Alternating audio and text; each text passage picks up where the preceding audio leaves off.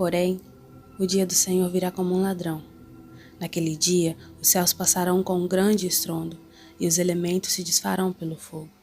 Também a terra e as obras que nela existem desaparecerão. Sobe para 136 o número de mortes por coronavírus no Brasil. Agora são 4.256 casos confirmados da doença. A taxa de mortalidade também cresceu e agora é de 3,2%. Já é a maior para a pandemia no país até agora. Haverá sinais no sol, na lua e nas estrelas.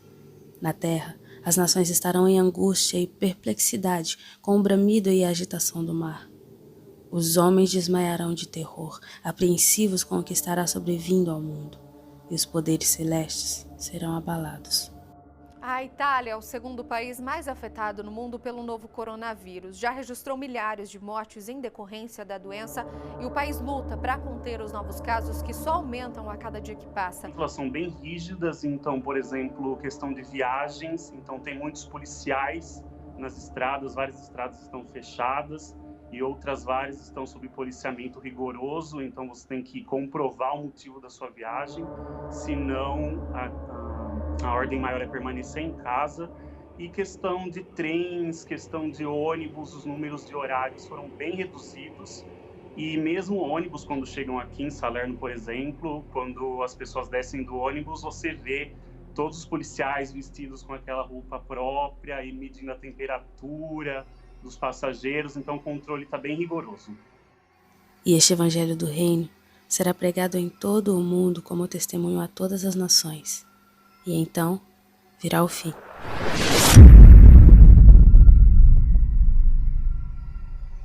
Então, as pessoas andam romantizando muito esse negócio de quarentena, de ficar em casa. Mas não é nada legal, não é nada bom, a sensação não é nada boa. Porém, está nos ensinando a ter mais comunhão com a nossa casa, com a nossa família.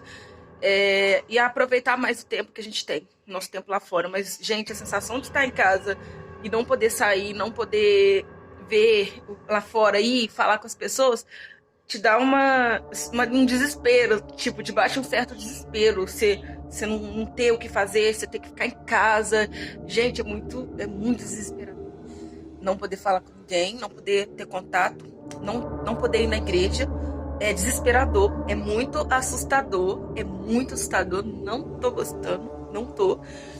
E, assim, tá me dando tempo pra estudar, pra aprender mais, pra ter mais comunhão com a minha casa, porém, gente, não é legal. É muito desesperador, sabe? Você fica, assim, meio que se sentindo impotente. É ruim demais.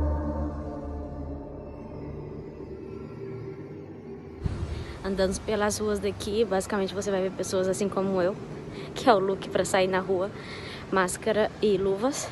Eu tô sem luvas, as minhas acabaram e eu posso ser multada por isso se eu sou pega sem luvas e sem máscara.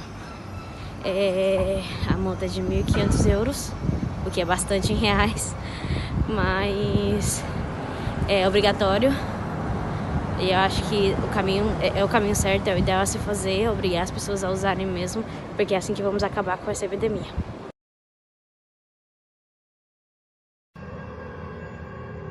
Oi, gente, tudo bem com vocês? Então, vim falar um pouquinho de como está sendo essa experiência com a quarentena. Aqui em casa somos 3 pessoas, eu, minha mãe e minha avó, sendo que as duas são mais de idade e têm problemas como diabetes, essas coisas assim. Então, estamos tomando os cuidados exatos. Tudo que precisa fazer, mercado, essas coisas assim, eu estou indo. As demais coisas que realmente precisam ser feitas pela minha mãe, aí sim que ela vai, do contrário sou eu. E assim, confesso pra vocês que as pessoas aqui no meu bairro, na minha rua, não estão respeitando muito. Inclusive, elas estão ficando na rua, tem crianças brincando, tem mães, que eu considero isso muito irresponsável, que está ficando na rua até altas horas da noite, com crianças de 3 anos, 4 anos. Eu não considero isso uma atitude de uma pessoa responsável, principalmente pela situação que nós estamos vivendo. E fora isso, tá sendo uma situação chata, porque eu não estou aguentando mais ficar dentro de casa. Sou uma pessoa que estou acostumada a sair, a ir no mercado, essas coisas assim.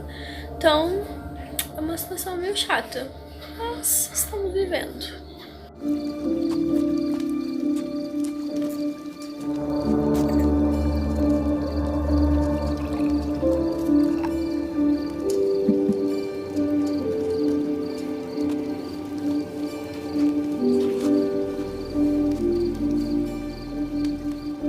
Leia.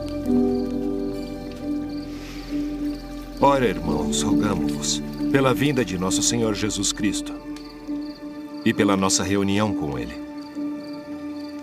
que não vos movais facilmente do vosso entendimento, e não vos perturbeis nem por espírito, nem por palavra, nem por epístola, como escrita por nós, como se o dia de Cristo estivesse já perto.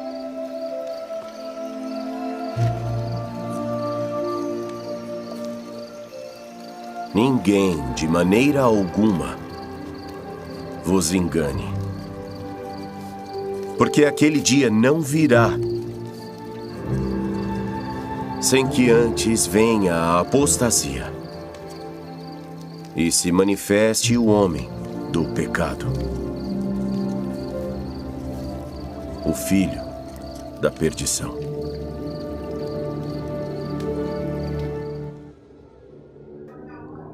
Olá, queridos, seja muito bem-vindo ao nosso canal Unimovement. Eu sou o Caio Lima, do Movimento, e hoje eu vou estar dando continuidade ao nosso segundo vídeo da nossa série Alerta Vermelha, as próximas epidemias. Nós entendemos no vídeo passado, e nós demos um apanhado geral, que nós estamos vivendo o princípio das dores. Nós fizemos uma tradução etimológica do original grego, que são dores de parto, e nós fizemos alguma alusão que as dores de parto elas são o início das coisas finais. Qual é o objetivo final da dor do parto? É dar à luz a uma criança. Nós estamos percebendo que nós estamos, segundo os especialistas, numa curva da epidemia de contágio, e muitas igrejas estão fechadas, muitas igrejas estão fechando as suas portas, as reuniões estão sendo extintas, mas o que nós temos que entender com isso? A gente está interpretando, existem muitas pessoas comentando, existem muitos líderes se posicionando, existem pessoas fazendo fortes ventos de doutrinas, mas a gente tem que ser sereno e à luz da palavra. Eu não estou aqui para me colocar como mestre, mas sim como um anunciante das boas novas do reino de Cristo. E eu começo aqui fazendo menção a um texto um pouco conhecido para embasar um pouco mais dessa questão, que está em Romanos, carta do nosso São Paulo aos Romanos, capítulo 8, verso 22, que diz: porque sabemos que toda a criação geme, está juntamente com dores de parto, até agora, dores de parto. E não só ela, mas nós mesmos, que temos as primícias do Espírito, também gememos em nós mesmos, esperando a adoção, a saber, a redenção do nosso corpo. E é fantástico, porque com base nesses textos e alguns outros textos, nós vamos perceber que existem 4 pressões que vão fazer essas massas, essas epidemias. Então a gente vai entender quais são essas 4 pressões. A primeira, a pressão do homem, a pressão humana, a ação do homem interferindo, seja conscientemente ou inconscientemente, nos projetos originais de Deus, dos homens, da natureza, enfim. Segunda pressão, a força diabólica do diabo, Satanás, o príncipe do século. Ele também tem seus movimentos. Terceiro, a pressão da natureza. A natureza, como nós lemos, que geme até agora com dores de parto. A Bíblia vai dizer em Romanos 8, 22, que nós lemos. E por fim, a pressão do fim, a pressão escatológica, a pressão do transbordar do cálice da ira de Deus, a Bíblia vai nos dizer. É o momento do dia do Senhor, que são processos que são desencadeados para esses fins.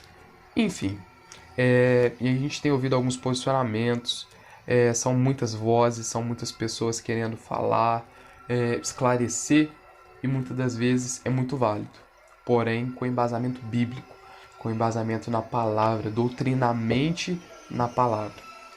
E nós vamos entender hoje um aspecto fundamental. São muitas vozes.